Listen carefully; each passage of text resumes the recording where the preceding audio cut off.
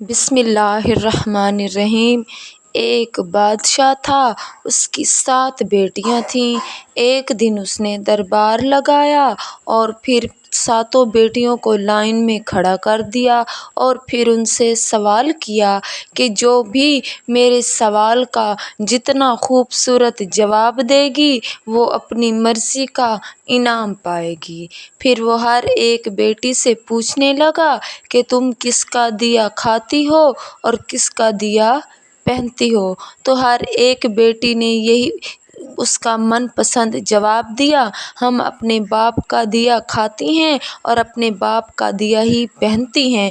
تو بادشاہ اس سے بہت خوش ہوا اور ان کو ان کی مرضی کا انعام دینے لگا۔ جب 7ویں بیٹی کی باری آئی تو اس نے جواب دیا، میں اللہ کا دیا کھاتی ہوں اور اپنی قسمت کا پہنتی ہوں، یہی میرا نصیب ہے۔ تو بادشاہ کو اس کی بات پر بہت غصہ آیا اور اس نے اسے سزا دینے کا فیصلہ کر لیا۔ بادشاہ کے حکم کے مطابق شہزادی سے تمام قیمتی سامان، زیور، لباس واپس لے لیا گیا اور اسے ایک عام لباس پہنا کر جنگل میں چھوڑ دیا گیا۔ اس کے سپاہی گئے اور شہزادی کو جنگل میں چھوڑ دیا۔ جب شہزادی گھنے جنگل میں پہنچی تو اسے ہر طرف درخت ہی درخت دکھائی دیے، دور دور تک کوئی چرند پرند نظر نہ آیا۔ شام ہونے والی تھی تو اس نے اپنے لیے لکڑیاں اکٹھی کرنی شروع کر دیں تاکہ آگ جلائی جائے اور رات کے وقت کوئی جانور اس کے قریب نہ آئے۔ وہ اپنی قسمت پر، اللہ کی رضا پر راضی تھی۔ جیسے ہی وہ لکڑیاں چن رہی تھی تو اس کی نظر ایک جھونپڑی پر پڑی جس کے باہر ایک بکری بندھی ہوئی تھی اور اندر سے کسی کے کھانسنے کی آواز آ رہی تھی۔ شہزادی بہت حیران ہوئی اور یہ دیکھ کر پریشان بھی ہوئی کہ اتنے گھنے جنگل میں آخر یہ کون ہے۔ جیسے ہی جھونپڑی کے اندر جھانکا تو وہاں اسے ایک ضعیف بوڑھا دکھائی دیا جو مسلسل کھانس رہا تھا اور پانی پانی پانی طلب کر رہا تھا۔ شہزادی نے جھونپڑی کے چاروں اور نگاہ دوڑائی تو اسے ایک کونے میں پانی کا گھڑا بھرا ہوا دکھائی دیا۔ اس نے جلدی جلدی گلاس میں پانی ڈالا اور اس بوڑھے کو پلا دیا۔ اس بوڑھے کو جب کھانسی کم ہوئی تو اس نے حیران ہو کر شہزادی سے پوچھا کہ تم کون ہو اور یہاں کیا کر رہی ہو؟ تب شہزادی نے اسے بتایا کہ میں ایک بادشاہ کی بیٹی ہوں اور اس طرح معاملہ ہوا اور بادشاہ نے مجھے جنگل میں بھجوا دیا۔ تو اس بوڑھے آدمی نے اسے بتایا کہ جھونپڑی کے باہر بکری بندھی ہے جس کا دودھ نکال کے تم پی لینا۔ کھانے پینے کا سامان جھونپڑی میں موجود ہے۔ وہ ہر ہفتے شہر جاتا ہے اور 7ویں دن واپس آ جاتا ہے اور پھر ایک رات یہاں گزارتا ہے اور پھر واپس شہر چلا جاتا ہے۔ اگلی صبح وہ شہر واپس چلا گیا۔ شہزادی نے پورا دن جھونپڑی میں گزارا۔ شام کا وقت قریب ہوا تو بکری کا دودھ نکالا، آدھا اپنے لیے رکھ لیا اور آدھا ایک برتن میں ڈال کر جھونپڑی کے باہر رکھ دیا تاکہ کوئی جانور اگر بھوکا پیاسا آئے تو وہ دودھ پی لے۔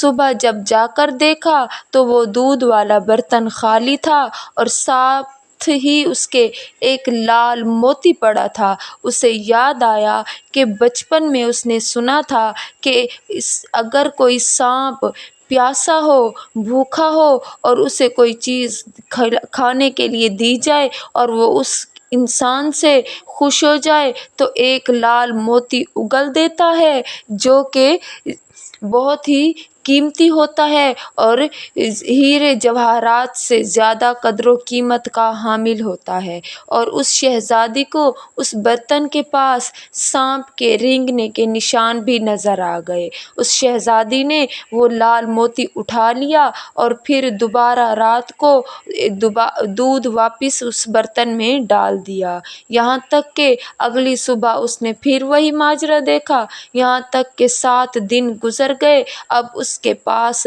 7 لال موتی جمع ہو گئے تھے اور پھر وہ بوڑھا آدمی شہر سے واپس آ گیا۔